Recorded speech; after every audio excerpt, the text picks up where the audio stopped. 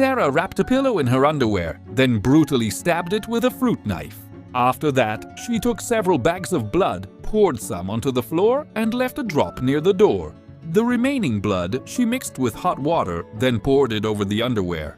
Finally, she lay on the couch wearing the blood-soaked underwear. All of this was Sarah's revenge against the peeping Tom who had been watching her while she showered. Not long after, the peeping Tom skillfully unlocked the door to Sarah's apartment. As soon as he stepped inside, his foot landed in the blood Sarah had prepared. He looked up and froze at the sight of Sarah covered in blood. The scene was so horrifying that he wanted to call the police immediately. But remembering that he was a voyeur, he could only run away from the place, so he wouldn't be dragged in as a murder suspect. As soon as the man left, Sarah got up with a sly smile. It turned out she had recorded everything on camera, but that evidence still wasn't enough to bring the man down. So Sarah pulled out a strand of her hair and placed it beside the blood stain on the floor. Then she took another photo. After deciding the evidence was sufficient, Sarah cleaned up the entire scene.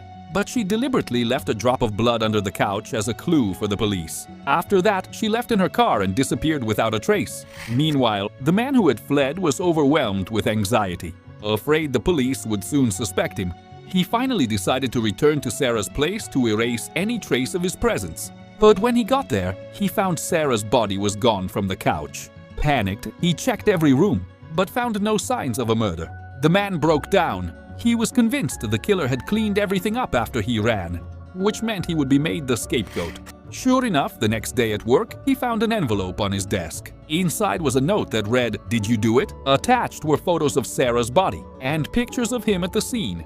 In one of the photos, beside the blood stain, there was a short strand of hair the exact same length as his. The man was terrified. That evidence was enough to make it look like he was Sarah's killer.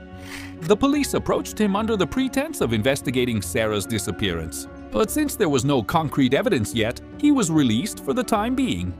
The police then turned their attention to investigating Anna's apartment. As they left, the man secretly followed them from the shadows. It didn't take long for the police to find the drop of blood Anna had deliberately left under the sofa. Using luminol, they also discovered a large amount of blood traces on the living room floor. The man realized this was all a setup. The killer had intentionally left clues to point the police toward him. If he didn't want to become the prime suspect, he had to find the real killer before the police did. Based on how Anna had been killed, he suspected the perpetrator must have held a deep grudge. But after more than 100 days of stalking Anna, he had never seen her have a conflict with anyone. So he started looking for clues online, until he finally found a suspicious person, a woman who had repeatedly left hateful comments on Anna's live streams. She had even made Anna cry once.